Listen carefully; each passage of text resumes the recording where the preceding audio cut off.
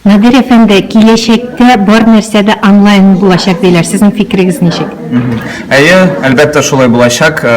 Бәлкем мәктәпләрдә барлык мәктәпләр онлайнга күчәчәкләр.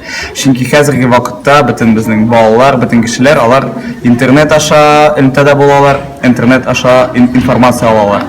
Һәм инде алга таба да шул бәлкем дәресләр дә, төрле кружоклар алар да онлайнда булачаклар. Нәрсә аның өчен эшләргә кирәк, әлбәттә. Әлбәттә шул интернетта утыру, ничек анда төрле сайтларга кирергә, бөтенсен белергә кирәк. Балалар, әлбәттә, хәзерге заманча балалар, алар бөтенсен белә. Әмма теге аз гына контроль да кирәк, тикшерү дә кирәк. Ата-аналар да аны теге эшләргә тиеш. Хәзерге вакытта, мәсәлән, электрон журнал да бар, электрон дневник. Ата-аналар инде беләләр нишләргә аның өчен. Һәм инде балалар гел элемтәдә булырга тиеш, аларга әлбәттә инде заманча гаджетлар кирәк. Һәм инде шул әйберләр бик мөһим булачак киләчәктә. Менә шушы гаджетлар белән эшләү, онлайн режимда баланы һәр вакыт интернет белән утырту, ул аның бераз үзаңын бер кысаларга кертеп калдырмыймы соң? Беләсезме, хәзерге вакытта балалар көне-төнне телефонда. Әгәр алар мәсәлән шул телефонда укысалар, аларның теге вакытлары да, желаниялары да калмый шул телефонда утырырга. Алар шул телефонны, мәсәлән, гаджетны шул уку өчен генә алачаклар.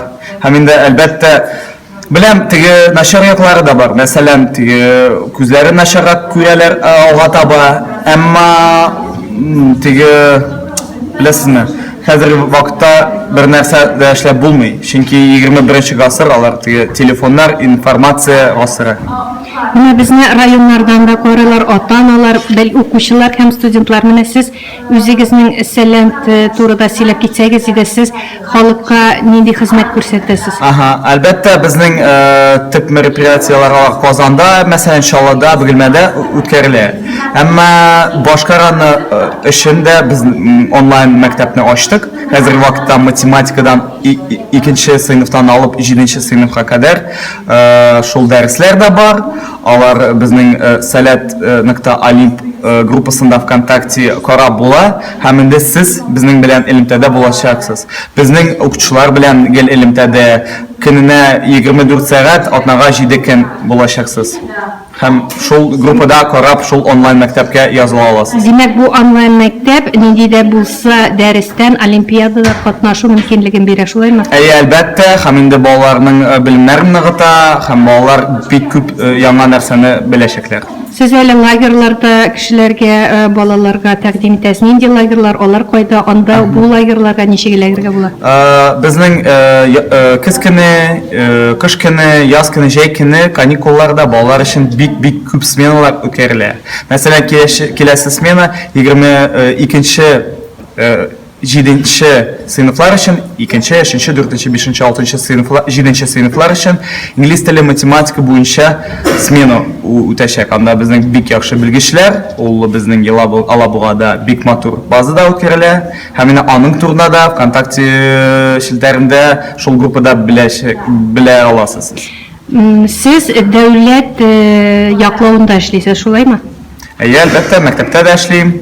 Һәм әйтәләр инде, менә шушы сәләт агымы инде, сәләт направлениесе, юнәлеше дәүләт Татарстан хөкүмәте тарафыннан яклана һәм әгәр дә лагерьларга баручы булса, алар бик аз суммага төшә, шулай. Әлбәттә. Ничә сум лагерьлар? Мәсәлән, җәй көне шул 18 көн өчен 11 мең якынча.